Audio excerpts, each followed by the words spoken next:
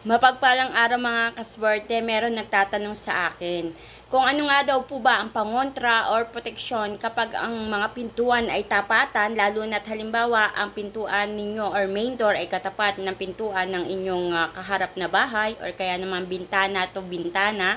Ganun din naman ang tapatan sa loob din ng inyong bahay. Hindi po natin mayaalis na minsan yung pinto ng kwarto ay magkatapat sa pinto ng kabilang kwarto o kaya naman ay pinto ng kusina nakatapat sa pinto na main door. So, iyan po ay sinasabi ayon sa ating Feng Shui na hindi po ito magandang energy, yung magkatapatan po. Ano, kasi nagkokontrahan sila.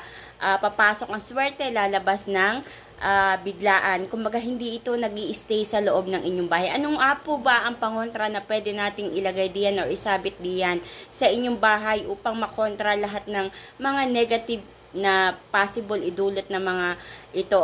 So, ang may sasuggest ko lang po sa inyo, ipapakita ko sa inyo isa sa mabisang pangontra. Ano po? Ito po yung ating tinatawag na wind chime. Ayan. So, ang nakikita nyo na wind chime, ito ay koi fish. Ayan, meron siyang dalawang isda dyan. And meron siyang bell as usual. At meron pa rin siyang fish dito. Koi fish po ito. So, sinasabing ang koi fish ay isa sa ginagamit din natin pang attract ng swerte. So, ito pong wind chime na ito ay sinasabit po natin sa ating main door.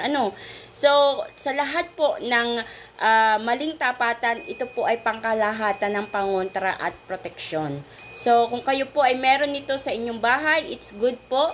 Kasi, ang tunog po nito, hindi lang po ito nagtataboy ng mga bad negative energy or kaya naman ng kung anumang mga masamang tapatan diyan sa loob ng inyong bahay.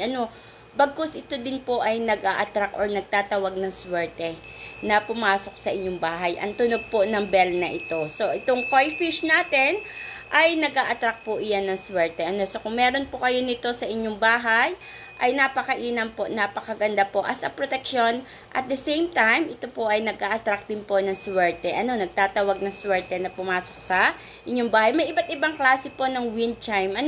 Example lang po itong aking ipinapakita sa inyo. So, any kind ng wind chime na inyong isasabit diyan sa inyong main door ay makakatulong po upang magbigay ng proteksyon at pangontra sa inyong tahanan. So, I hope naman may natutunan na naman kayo dito sa aking panibagong kaalaman na itinuro sa inyo.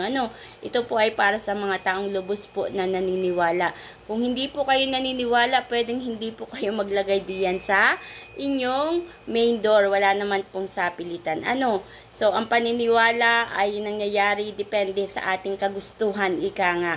At, syempre, wala namang masamang maniwala sa mga bagay na ganito. So, mga kaswerte, huwag niyo pong kalimutan na i-share ang aking live. Hanggang sa susunod po natin muling mga panibagong kaalaman. Ayan, kita-kits po tayo. Maraming salamat mga kaswerte!